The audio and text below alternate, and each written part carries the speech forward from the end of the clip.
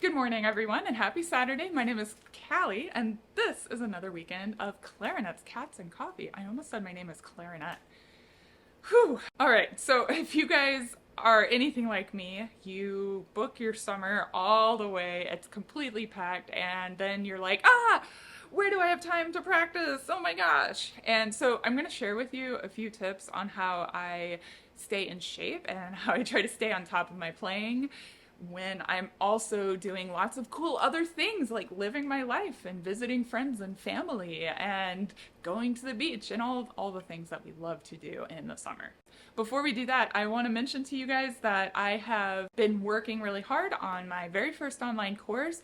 I'm going to be launching that later this fall, so if you're interested, be sure to sign up for my email list or join Patreon or channel memberships here to be among the first to be able to try it out. I'm super excited to share it with you guys and just kind of go that extra mile to help my adult learning friends get better at the clarinet. Okay, so here are my tips for staying in shape whenever you don't have a whole lot of time to devote to practicing. Along with these tips though, there's one really huge but about all of this, okay? You do have to make sure you know your music before you go into being like crazy busy. This isn't gonna help you learn your music any faster. This is just gonna help you be able to physically play your instrument without like dying or without like your embouchure collapsing. So I like to front load my practicing. If I know I have a busy time coming up, I try to learn all of my music ahead of time if I'm able to, and well, if I'm not, then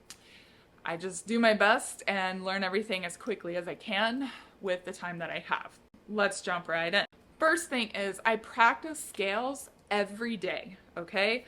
Whether I run just the sheet of closé scales or I have enough time to devote a full 30-minute practice session to a page of Albert scales, I do my scales every day. It does a couple of things. One, it keeps me in shape with my fingers, and two, it also keeps me in shape with my air, blowing complete phrases, playing scales and exercises. Now you can take this idea to modify it to whatever suits your needs. So if you are working out of a specific scale method, just make sure you keep doing that. That's really, really gonna help you stay in shape. The second thing is I continue to do my long tones and tuning with my tuner. I will share that here on the screen.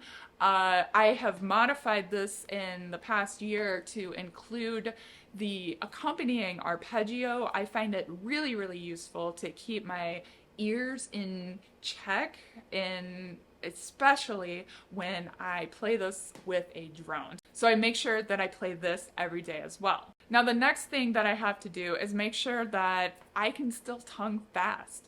So I typically will tack on a staccato study, whether it's from the Kell staccato studies or the Rose studies or even a Cavallini. I try to keep my articulation rapid and quick. I find this component, the articulation component, to be incredibly helpful for staying in shape because it requires a specific muscle group in the core, maybe the diaphragm, I don't know, to really sound good doing fast articulation. So it really keeps your air in check. Now the last thing is a little tip that I will sometimes share with students. I'll share this with you guys and you can do it if you feel like it will be helpful, and that is to do your long tones at the beginning of your practice session with a reed that is just a little bit too hard.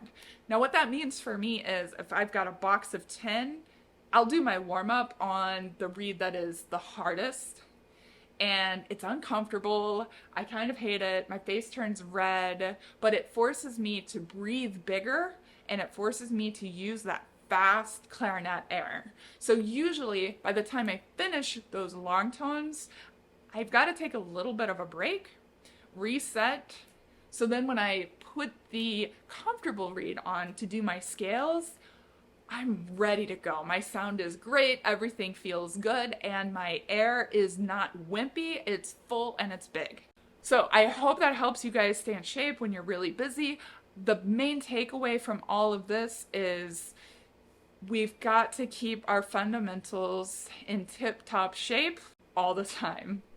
Thank you all so much for watching. I hope you have a wonderful weekend, a good week next week, and as always, happy practicing.